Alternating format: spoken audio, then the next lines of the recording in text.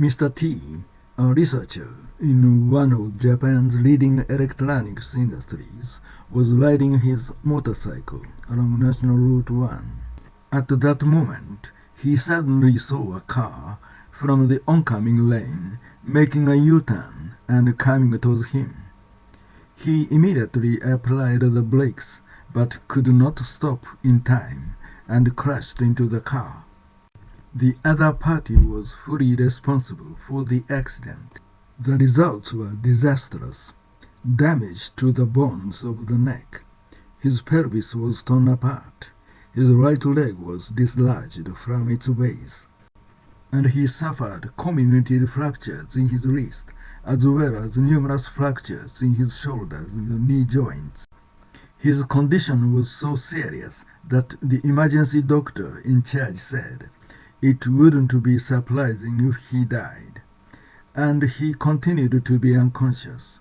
During that time, he had a near-death experience.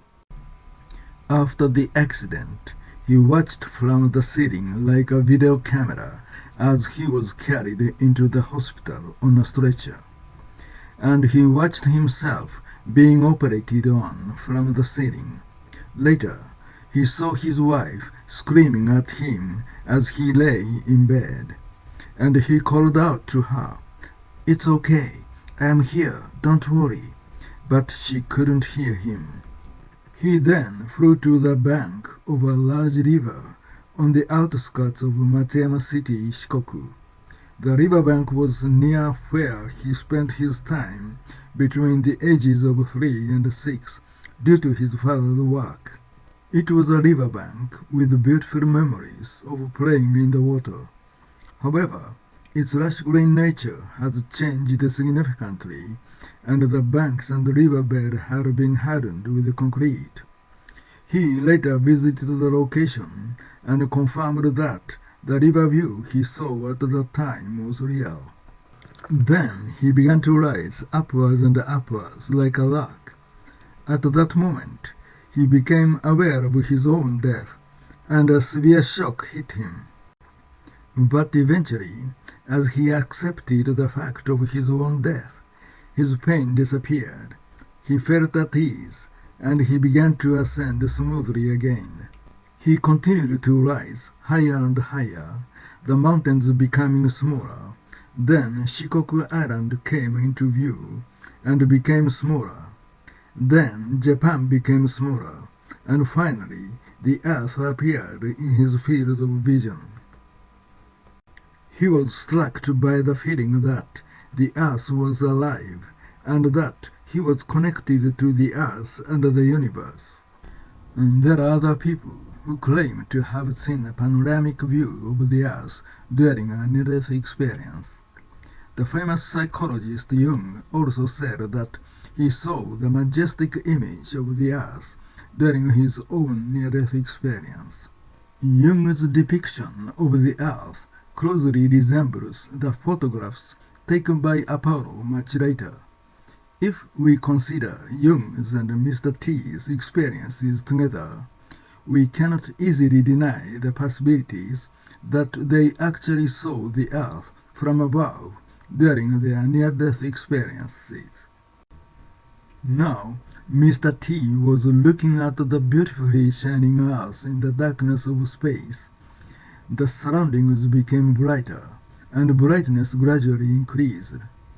Eventually, he was unable to see anything due to the glare of the light, and at the same time, he was surrounded by a roaring sound and could no longer hear anything. Then he entered the world of light.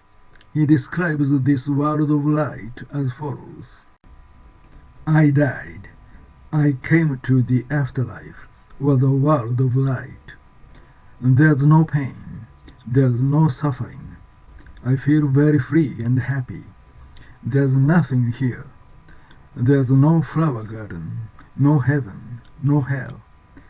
There is nothing physical here. There is only consciousness. This consciousness is like a collection of all consciousnesses, and can be called total consciousness. I am a part of this total consciousness. The whole consciousness has everything. The whole consciousness has all past, present, and future events, and all memories. The world of light is the zero dimension. The zero dimension means there is no space or time. The world of light is connected to this world and includes everything in this world. Furthermore, he saw various visions of the past, present, and future in the timeless world of light.